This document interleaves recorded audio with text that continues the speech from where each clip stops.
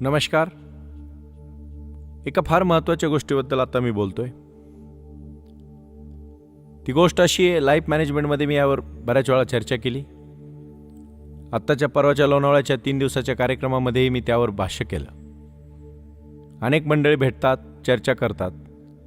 चिंतन आणि मनन करून झाल्यानंतर वार्तालाप करत असताना विचारतात की अमक्याचा मुलगा एवढा पुढे गेला, तमक्याचा मुलगा एवढा उद्योगपती झाला. आणि मग कालांतराने त्यांना असं वाटतं की आपल्यात पण त्या क्षमता आहेत, आपण का नाही होऊ शकत, आपली मुलं का नाही होऊ शकत. काय ना, मला एक गोष्ट फार या ठिकाणी महत्त्वाची सांगायची तुम्हाला. कधी कोणासारखं होण्याचा प्रयत्न करू नका, कधीच नका करू. त्यांचा विचार जरूर करा, अभ्यास करा. आमच्या बीएडमध्ये केस स्टडी नावाचा एक प्रकार आहे की तुम्ही केस स्टडी करू शकता एखाद्या विषयाची, परंतु कोणासारखं होण्याचा प्रयत्न करू नका. कारण की प्रत्येक माणूस वेगळा आहे. ह्या पृथ्वी तलावर जेवढे काही लोक आहेत ते सगळे वेगळे आहेत. कोणासारखा बनण्याचा जर तुम्ही प्रयत्न केला तर त्याच्यासारखं तर बनणार नाहीच, परंतु त्या नादामध्ये त्या अट्टाहासापायी तुम्ही जे बनणार आहे ना ते पण राहून जाईल. पावर कायला किती मोठा अर्थ आहे की जर तुम्हाला तुमच्या सारखं बनायचं असेल, तुमचं एक उदाहरण या जगाला द्यायचं असेल तर तुलना कोणाशी करू नका. बस एवढंच मला सांगायचं. 2 वस्तूंची किंवा 2 व्यक्तींची तुलना केली म्हणजे आकलन कळते तुम्हाला, पण ती तुलना अर्थपूर्ण असावी. पहा, तुलना कशाची कशासाठी करावी हे कळलं पाहिजे. लोकमान्य टिळक सुपारी खात, आपले आजोबा ते खातात, पण म्हणून आजोबा टिळक ठरू शकतात काय हो? सुपारीची तुलना होऊ शकते. सुपारी खाणे हा त्याच प्रकारच्या शैलीचा असू शकतो, पण लोकमान्य टिळक आणि आजोबा यांची तुलना होऊ शकते का मला सांगा? टेबलाला पाय असतात, गाईला पण पाय असतात. मग टेबलाचे पाय चालू शकतात का? गाई चालते. नेहरूंप्रमाणे शर्ट, जॅकेट, टोपी घालणारे किंवा नरेंद्र मोदींसारखे जॅकेट घालणारे खूप आहेत. मग सर्व काय नरेंद्र मोदी होऊ शकतील का हो? मी नावमेद करत नाही हा, मी फक्त तुलना का करू नये हे सांगतोय आणि तुलना कशी साम्य नसते ते पण सांगतोय. काल परत्वे आणि आजच्या काळामध्ये काही गोष्टी बदलत गेल्या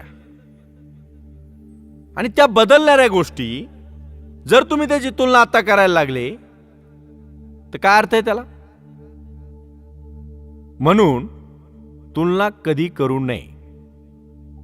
प्रत्येक व्यक्ती काल परत्वे वेगवेगळी वागली. वरवरचे साम्य अंतरंगाचे साम्य होऊ शकत नाही. पहिलवानासारखा दिसणारी माणसे सुद्धा अनेक वेळा ही भोळसट आणि नेभळट असतात. पण सर्वसामान्य माणूस म्हणून एक म्हण पण आली होती मधी, फार चर्चा करायची मुलं त्यावर.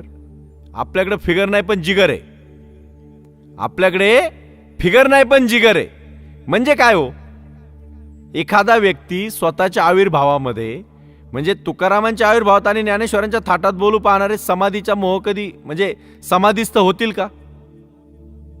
किंवा वैकुंठ गमन त्यांचं होईल का? जसं तुकाराम महाराजांना पांडुरंग नेण्यासाठी आले तसं कोण नेलं येईल का जर तसं बोलण्याचा प्रयत्न केला तर? याचे कारण त्यांना तसा आत्मबोध घडलेला नसतो. हे पंडित असतात. संतांसारखे दिसणे सोपे आहे, पण तसे घडणे अवघड आहे. आणि हे कळणे सुद्धा त्या माणसाला बोधाचाच एक भाग आहे. अनेकांना ते कळत सुद्धा नाही. तुलनेने मोह पडणे ही तशी नकळत गोष्ट आहे. हा प्रकार काही नवीन नाही, पण त्याच्या औचित्य आणि मर्यादा यांचे एक वेळा तुम्ही विचार केला पाहिजे, चिंतन केलं पाहिजे.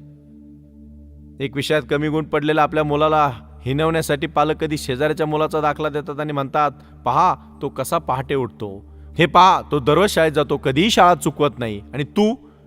खरे म्हणजे 2 मुलांची तुलना करू नये. त्यांच्यासारखा ते आणि तुझ्यासारखा तू असं म्हटलं पाहिजे. तू फक्त व्यवस्थित कर असं म्हटलं पाहिजे. दोघांचे आगळे पण वेगळे, पण फार वेगळं असतं. कदाचित तुमचा मुलगा क्रिकेट खेळत असेल, चांगलं वक्तृत्व असेल, चांगलं भाषण करत असेल, चांगला डान्स करत असेल, चांगल्या प्रकारे तो बोलत असेल, आणि कदाचित तो ते करत नसेल.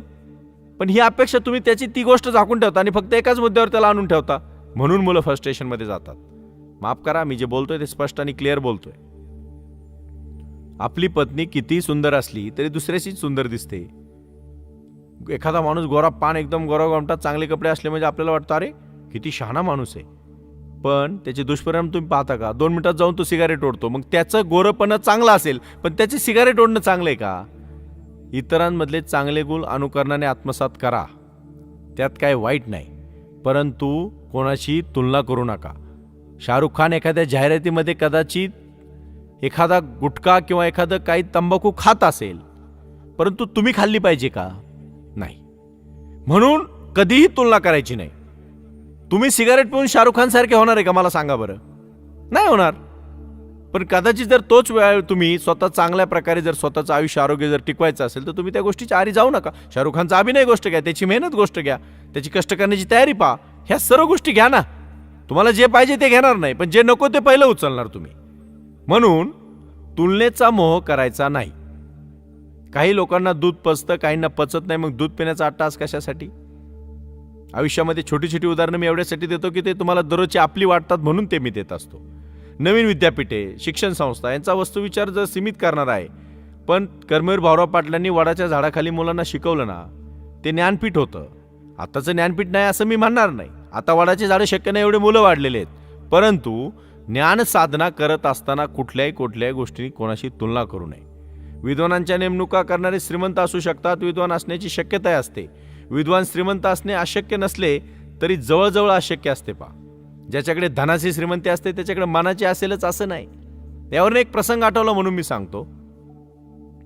तुलना केली होती. कर्मवीर भाऊराव पाटलांनी काले या गावी रयत शिक्षण संस्थेची स्थापना केली, त्याच्या आधीचा हा प्रसंग आहे. त्यांनी ओगलेंच्याकडे काच कंपनीमध्ये काम केलं, किर्लोस्करांकडे काम केलं. किर्लोस्करांचा नांगर कितीही चांगला असला तरी त्या काळामध्ये जमिनीला नांगरत असताना जमिनीला तो कापतो अशी वेड्या लोकांची, म्हणजे अडाणी लोकांची, वेड्या नाही अडाणी लोकांची एक प्रथा होती. आणि ते माणसं म्हणायची. अण्णांनी डफ घेतला, डफावर थाप मारली आणि सांगितलं, अरे फिरेल फाळ तर बदलेल काळ. आणि मग किर्लोस्करांचे नांगर विकून दिले, ओगल्यांचे काचा विकल्या. पण त्यांची एक भोळी बाबडी अपेक्षा होती की आता ही माणसं मोठी आहेत, पैसा खूप आहे, थोडासा पैसा, थोडासा नफा, मजुरांच्या मुलांसाठी मी शाळा काढतो त्यांच्यासाठी खर्च करतील. कोणीही केला नाही. आपापल्या परीने ते ठीक होते, अण्णा आपल्या परीने ठीक होते. शेवटी नोकरी सोडली, समाजापुढे झोळी पसरवली आणि रयत शिक्षण संस्था सुरू केली. म्हणजे मला तुम्हाला एवढं सांगायचं या ठिकाणी की तुम्ही तुमच्या आयुष्यामध्ये तुमच्या ध्येयाच्या प्रती जर एकनिष्ठ असाल, ध्येयाच्या प्रती जर कटिबद्ध असाल, तर तुम्हाला तुमचं ध्येय घेण्यापासून कोणीही अडवणार नाही. फक्त तुम्ही किती कटिबद्ध आहेत हे पाहिलं पाहिजे.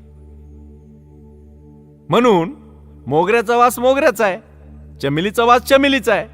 फणसाचा आकार पाहून कधी जांभळासारखं त्याची चव येईल का हो? किंवा वाघाचे पट्टे आहेत म्हणून तुम्ही एखाद्या कुत्र्याच्या अंगावर जर तसे पट्टे असतील तर वाघाचा आकार येईल का? वरच्या गोष्टी तुम्ही बदलू शकता, कबूतरला गरुडाचे पंख तुम्ही बसू शकता, पण आकाश भरारी मारायची ताकद रक्तात असली पाहिजे, रक्तात असली पाहिजे. आणि अशा बऱ्याच गोष्टी आहेत, बऱ्याच गोष्टींचा अभ्यास करावा लागेल. आपले अस्तित्व, अस्मिता, व्यक्तिमत्व हे स्वनिर्मित असलं पाहिजे, स्वनिर्धारित असले पाहिजे. त्याची कशाशी तुलना करू नका, पण स्वतःशी मात्र नक्की करा. स्वतःमध्ये बदल करा. ज्या चुकीच्या गोष्टी आहेत ना त्या करू नका. ज्या चांगल्या गोष्टी वारंवार करा, त्यामध्ये निपुणता आणा. मग पहा किती छान बदल होतो. ते आयुष्यामध्ये करण्यासारखं खूप आहे. करत राहा, करता करता पुढे जा. आणि म्हणून वैश्विक दर्शनात आणि आधुनिक मानसशास्त्रात सामान्यत्व असणाऱ्या अनेक गोष्टी या ठिकाणी घडलेल्या आहेत. सर्व माणसे म्हणून सारखी असतात, पण प्रत्येकाने जीवन वेगळे असते. द्राक्षे म्हणून सर्व द्राक्षे सारखी, पण त्यांच्यातला प्रकार भेद असतात. सोन्याच्या अपेक्षेने सर्व सुवर्ण अलंकार एका प्रतीत असतात, पण घोट, पोत, वजन, अलंकार त्यामधली असणारी त्याची कलाकुसर वेगवेगळी असते.